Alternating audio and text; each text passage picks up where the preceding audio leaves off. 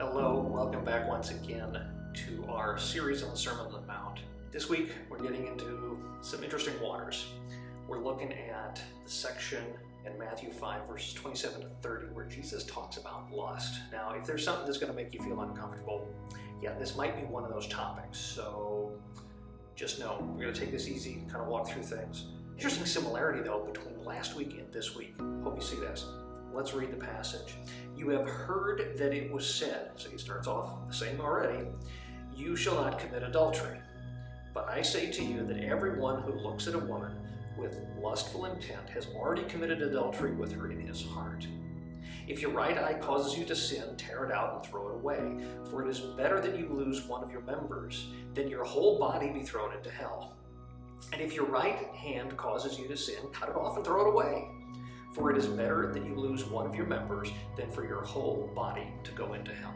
See, similar to last week when we're talking about anger and the impact that anger has in our hearts, again, it's clear.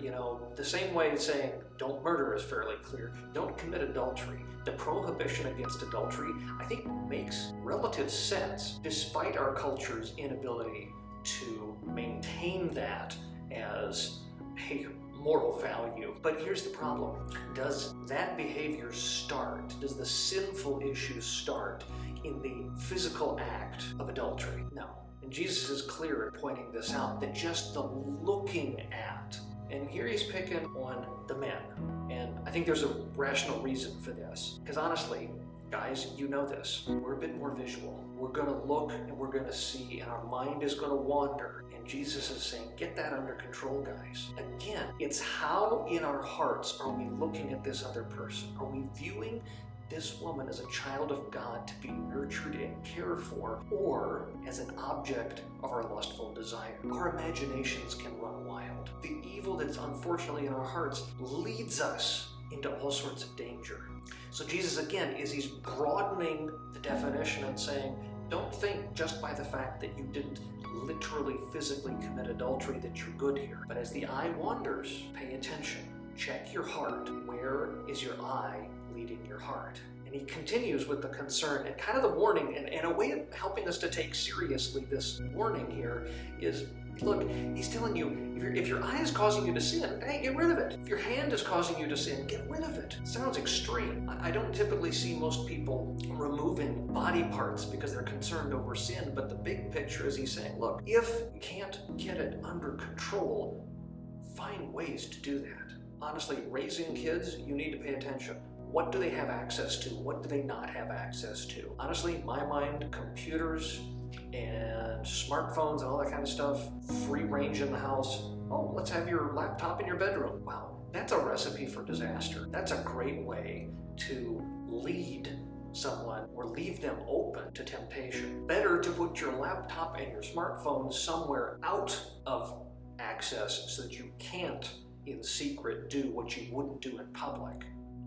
Better to do that than run the risk of nurturing a distorted view of women, or honestly, ladies, some of the time a distorted view of men as you look at them as objects of desire.